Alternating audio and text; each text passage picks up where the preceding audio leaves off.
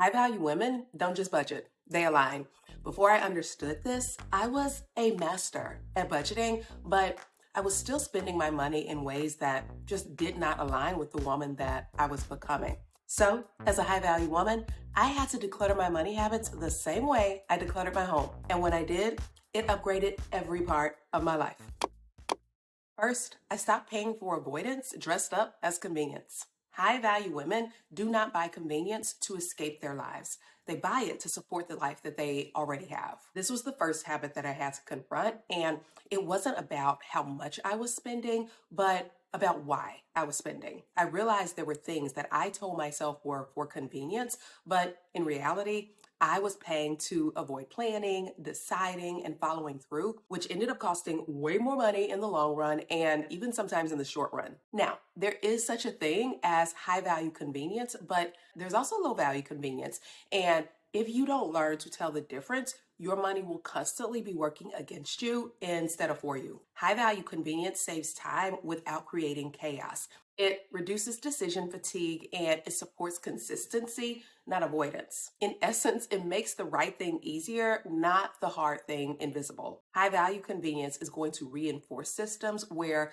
low value convenience avoids responsibility. Let me show you exactly what that looks like. High value convenience looks like paying for things that consistently protect your time, where you still decide, you just don't have to keep repeating that decision like every week or month or year or whatever. This could be grocery pickup with a planned list or meal kits for a specific season in your life. Something else that is coming up is tax season. As a business owner, I have an accountant who's going to handle my taxes. Could I try to figure that out myself? Sure, but that would cost me time and stress and possibly money if I miss something. That is high value convenience. I'm not avoiding the responsibility. I'm delegating wisely so that I can focus on what I am actually called and equipped to do. That is my money working for me as opposed to against me. Convenience that supports habits that you already have and behavior that you're already committed to. Maybe this is a cleaner once a month to maintain a baseline, a trainer or a workout app that you actually follow, a financial tool that you check weekly. Convenience that removes friction from your priorities without reducing ownership. Maybe that is pre-cut produce if it means you actually will eat your vegetables, digital tools that are going to simplify your life instead of overwhelm you, and then convenience that's predictable, not impulsive. So, scheduled services, repeated systems, planned upgrades. Now, if you find yourself saying, oh, I just didn't feel like thinking, or I forgot again, I was too tired to plan, I just didn't want to deal with it, that's not luxury, that's avoidance. Those expenses usually feel urgent and they happen last minute and they cost more than when they're planned. If convenience is replacing intention, then it's not luxury, it's a leak. These are expenses and decisions that are going to leave you with regret afterward. You reinforce a pattern of being reactive instead of intentional. For me, that showed up as last minute grocery runs that turned into overspending, buying duplicates because I did not know what I already had and I didn't feel like looking for it. For you, it might be constant food delivery or some other convenience that solves today but sabotages tomorrow. To start spending as a high value woman, I didn't eliminate convenience, I curated it. I replaced chaos spending with simple and repeatable systems. And so to do this, I want you to start by asking yourself a few questions, and I will use ordering food as an example. Am I paying for ease or avoiding something I need to face? Maybe you get off work late and you find that you order a lot of delivery. You may tell yourself that the delivery is convenient, but as you dig down, you recognize that what you're avoiding is deciding what to eat and then planning ahead. If the spending happens when you are tired or overwhelmed or avoiding a decision, it's probably not a high value convenience. Also, what simple system would remove this expense altogether? High value systems cost way less than repeated convenience. So back to the food delivery example. Maybe it is having 3 to 5 quick and easy meals that are on rotation or that are pre-prepped, which removes having to make daily food decisions, or grocery pickup with a saved list to remove impulse spending. Where could planning once save me money every single week? So maybe that's scheduling one weekly reset instead of constantly reacting, or pre-deciding some default choices so that you're not constantly negotiating with yourself. 2, I stopped letting subscriptions run on autopilot. This one is sneaky because it doesn't really feel like spending. $10 here, $20 there. It is not that much. And the problem is not that subscriptions are bad, some of them are genuinely useful.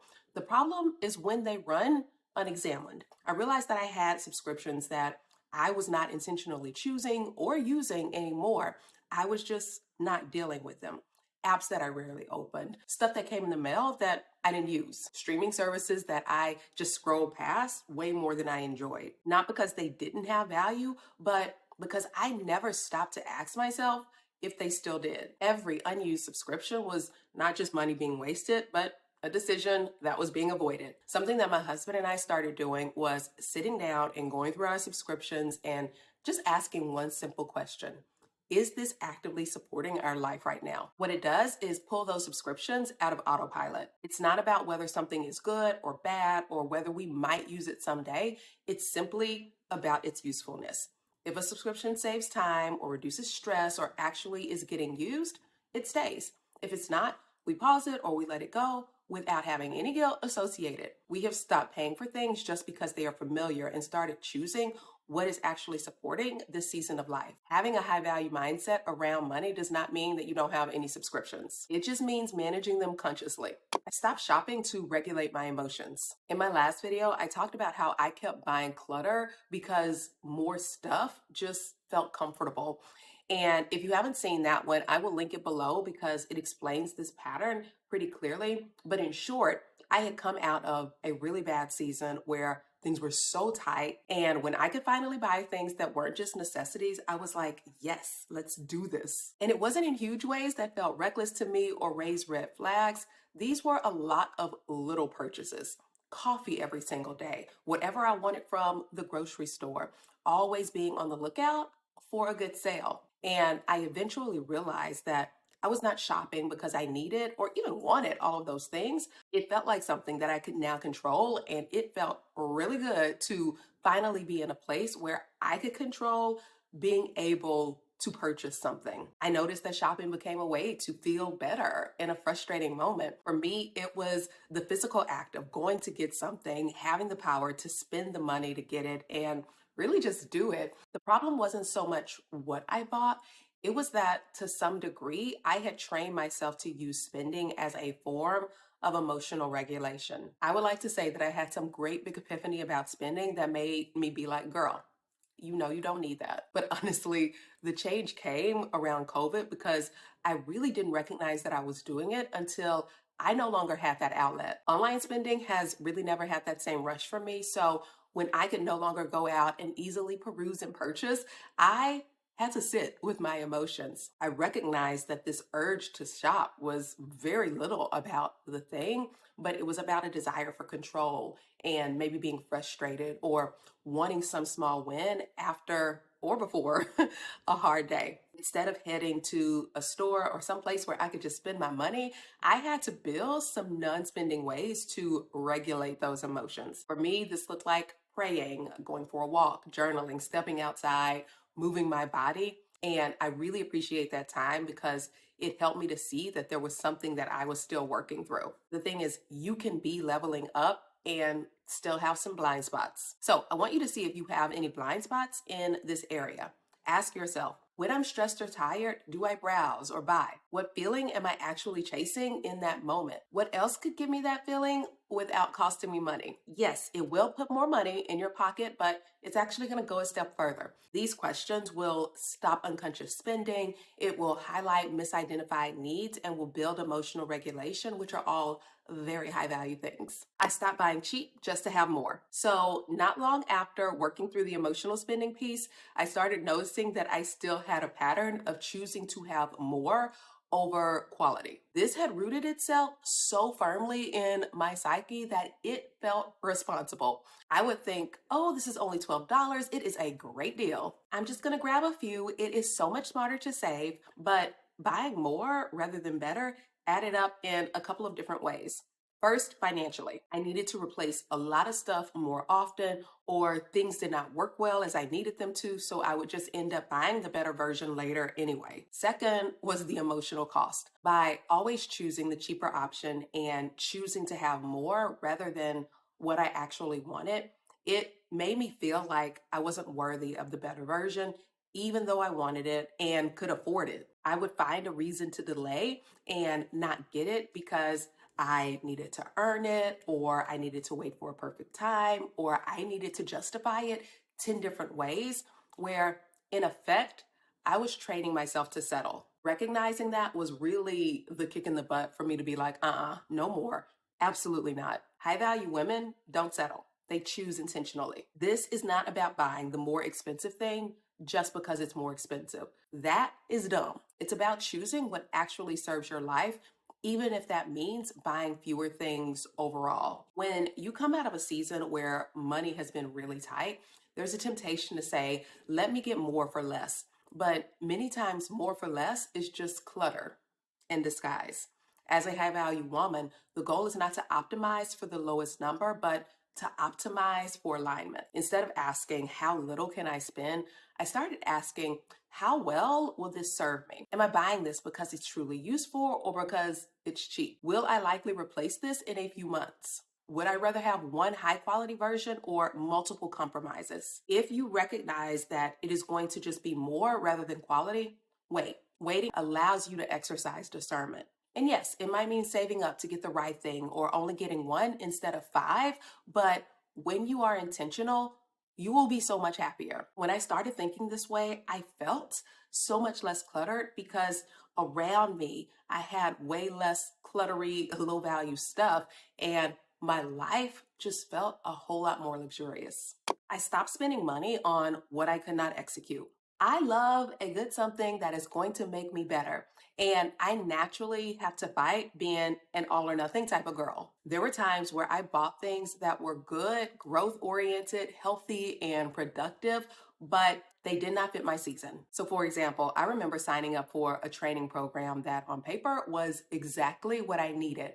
And for a good long while, I was there with it. It was not extreme, it was not unhealthy, it was not unrealistic, but I came into the season where it really overwhelmed me. In my head, the schedule was too intense, the expectations were heavy, and instead of pushing me forward, I just constantly felt behind and I started to dread it. Like I said, I am wired to go all in, and that meant that I did not give myself any level of grace. I didn't adjust it, I didn't scale it back.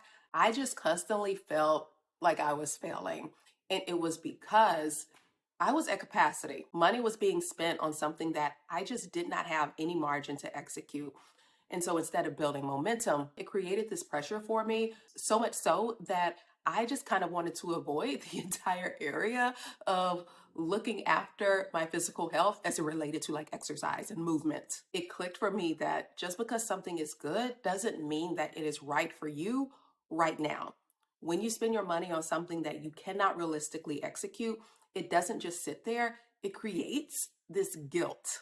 And that guilt is heavy. It drains energy, it lowers your confidence, it makes you hesitant to try again. Whatever I am putting my money toward, I constantly ask, can I execute this in this season? Not someday, not in my ideal routine, not in the version of me with more time and more energy, but now. High value women don't just invest in growth, they invest in growth that they are going to implement. In my coaching program, I ask potential clients, are you ready to realistically invest in this? Not just financially, but emotionally and with your time. Can you actually do this? Those who are ready and who are honest with themselves do well because they have the capacity. One of the lesser talked about high value habits is recognizing where you are and actually owning that. And so before I spend my money on something that may require a lot from me, I ask, do I actually have the space for this? What will I stop doing if I start this? And if I can't answer honestly, I wait. Not because I can't afford it, but because I respect my capacity. That shift has made my spending so much lighter and more intentional because I stopped buying pressure. I redirected my money from stuff to execution. This one is related to the last point, but a little bit different. The last one is about buying things that I didn't have capacity for. This one is about buying things to help me become better without actually becoming better. A lot of the clutter that I used to have physically and financially came from this pattern. New planners that I was not using to plan, new inspiration instead of taking action. The planner or the course or the tool, none of them were bad, but the problem was that I had resources, but I lacked consistency. I kept thinking that the next thing would just magically fix it. Prettier planner, the better system, the updated version. Every time I bought something new, I felt this spark of hope, like this could be the thing that changes everything. But hope without action just turns into clutter. Eventually, I saw I wasn't buying tools. I was buying this feeling of a fresh start. And so I stopped buying possibility and started doing the work. Before collecting new resources, I asked what would happen if I used the ones that I already had. Instead of buying some other productivity tool, I committed to one system. Instead of downloading more inspiration, I went ahead and executed one idea. When I did invest my money, it was different because I invested in education that I actually implemented and support that held me accountable, systems that I returned to repeatedly, not because they were shiny, but because I was committed to using them. High value women don't build confidence by purchasing. They build self-trust through action. Once I started executing consistently, even imperfectly, I stopped feeling this urge to constantly upgrade my tools. Yes, I still buy things. In fact, I even created a planner that is available on my website, but no planner works if you don't work the plan. No tool works if you don't use it. No system is going to change your life if you don't show up. The value is in the execution. So I want you to ask yourself, am I buying tools instead of doing the work? Where would consistency in my life matter more than another resource? If I committed to using what I already own for 30 days, what would change? When I redirected my money from stuff to execution, I stopped feeling behind and finally saw change because progress doesn't come from just accumulating more resources. It comes from actually using them. I started spending money in alignment with the life that I'm creating. This is the anchor. Everything we talked about comes back to this. I stopped asking, can I afford this? And started asking, does this align with the life that I'm building? Can I afford it is about math. Does this align is about direction.